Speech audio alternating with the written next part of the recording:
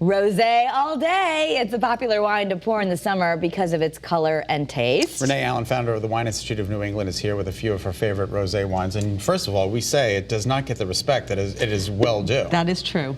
Thank you for mentioning that. No, it's seriously, like, because every time you say rosé, people go, oh. Yeah, they don't take it seriously. Or the pop culture has made it really popular. Yeah, it's a hashtag now, rosé all day. Yeah, all the celebrities are marketing it and making their own rosés. Yes, there's good and there's bad. But before we look at the world through rosé-colored glasses, there's a couple of things. I'm going to tell you what I think rosé shouldn't be. It shouldn't be a trend. It's a serious wine, just like reds, just like whites, and you can find really excellent quality ones. It shouldn't be just for the summer. Yes, food is seasonal, wine is seasonal, and there's definitely something to that, but you wouldn't tell a white wine drinker, only drink white wine during the summer, right? And not the rest of the year. So why do we limit rosé so much just to the summer? And it's not super sweet. People think it's always sweet, right? No, and that's the other thing, what a rosé shouldn't be. And this is a little controversial because there's no federal definition of rosé, but traditionally, historically, rosés are dry wines. They're very fruity, so they might taste sweet, but there's no residual sugar in them. When you start getting sugar into a pink wine, we call it a blush. Okay. So different kind of different wine. thing. Blush is not rosé. Exactly. And the last, what a rosé shouldn't be, is drunk alone. I think it's something that goes great with food. It's an incredibly versatile pairing wine.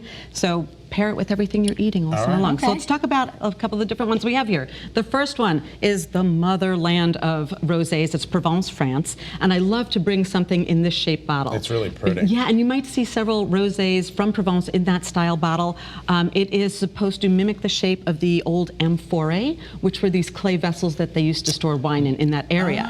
Yes, so now we call this bottle a flûte à corset. I think we know what we're talking about there. It's also known as the Mae West.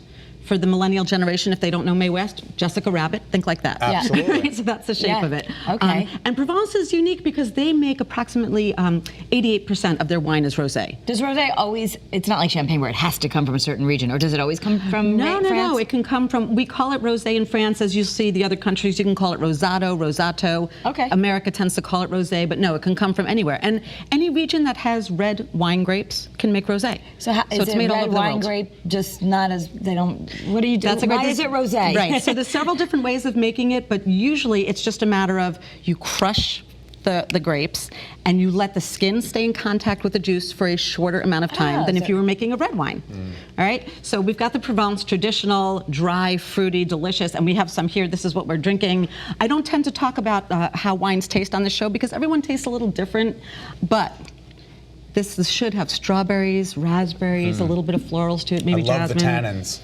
I have no idea what I'm talking about. No, I do enjoy rosé wine, especially in the summer. You're teaching me that it can be all year. I thought it was like bad, maybe to go into a restaurant and ask for rosé in the winter. No, it goes great that's with so good many to know. foods. But this is good. This is So we're going to move down. So this is also from France, but it's Bordeaux. People think of Bordeaux as the big red Cabernet Sauvignon, but if you have red grapes, like I said, you can make rosé. So they use Cabernet Franc, or Cab Franc as we call it here, with a little bit of Cabernet Sauvignon and Merlot in this one. Beautiful. Beautiful one. And then other countries. And the top producers of rosé are France, Italy, and the United States. Okay. All right. So this one is Italy, and I love this one, the Giovanna. It's Voria is the Sicilian dialect for vorrei, which means to desire, and it is 100% Nerello Mascalese, which is grown on the slopes of Mount Etna. So these are volcanic soils. That's awesome. And to go back to what you were saying about how it's made, these skins sat in contact with the juice for 2 hours to produce this color. That's how dark skinned the Nerello Mascalese is, and it's beautiful. So it's a little bit darker. And, and they're all going to look a little different and taste a little different, and that's okay with rosé. They don't all need to be bubblegum pink. We have one from Spain. This is going to be darker. This is made predominantly from Tempranillo, from the Rioja region, with a little garnacha thrown in there, El Coto, and that's a rosado. And then America, we've got Rodney Strong. This is made 100% Pinot Noir from the Russian River Valley in Sonoma County. And price points, Renee, how much? Right. The majority of these are under 20 bucks. You can get a great rosé for 15, 16, 17 bucks. The Bordeaux is a little bit just over 20, but yeah, you don't need to spend a lot of money on a rosé. And I love to mention that, yes. You can get it in a can, and you can get it in a can. And this is so cool because cans are what's dominating. Like it's the biggest growth in the wine industry right now is wine in cans. The millennials love it. It's convenient. You can bring it to the beach, to the pool. You don't have to worry about glass. And I think guys, like kind of a unintended consequence, as I think guys might be drinking a little more rosé because guys like drinking wine out of cans.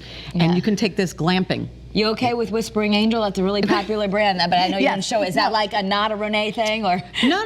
Whispering Angel is a perfectly fine product. You know, there are some rosés that have more market appeal because people know the brand, they know the label for whatever it is. It's no better or worse, I think, than anything else. Okay. But it's perfectly fine product. Thank you. Cheers to you. Cheers. Cheers. Thanks, Renee. All right. To learn more about Renee and the courses that she offers, you can check out her website. It's wineinstituteofnewengland.com.